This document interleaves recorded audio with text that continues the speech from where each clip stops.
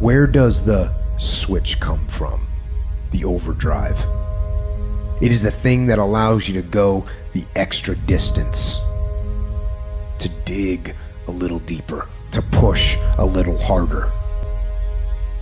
It takes both emotion and logic to reach your maximum potential, to really give everything you have, to go beyond your limits. Because emotion and logic will both reach their limitations. And when one fails, you need to rely on the other.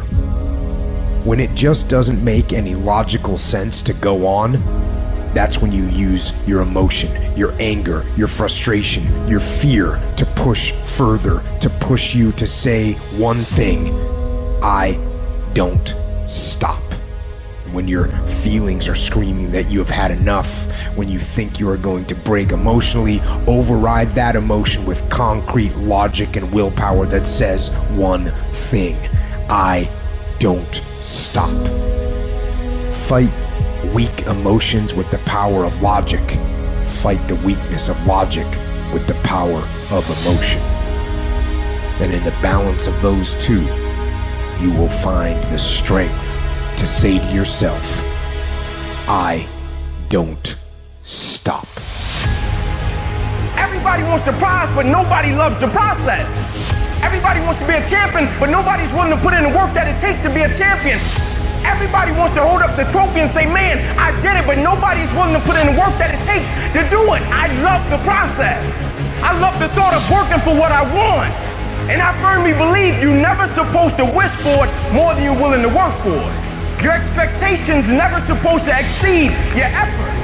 But a lot of people, they wish, and they're not willing to work. And the great thing about life has a funny way of testing all of us and seeing how bad we really want what it is that we say we want. When you work for something, it gives you a different type of attachment to it. The harder you work, the harder it is to surrender. That's why cats can give up so easy. They ain't got nothing invested. But when a cat work for something, like when a cat been sacrificed for something, well, you gonna have a cold day in hell before you take it from him. You can't be good and be a legend. You can't be great, really, and be a legend. You gotta be phenomenal. I want you to push for legend. It is the process of the grind that shapes you and forms you. It's not the game. You think you become a champion on the field? You don't.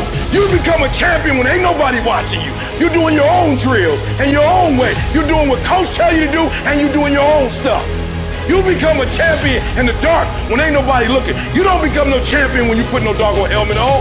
You become a champion the way you eat. You become a champion the way you think. You become a champion in your grind.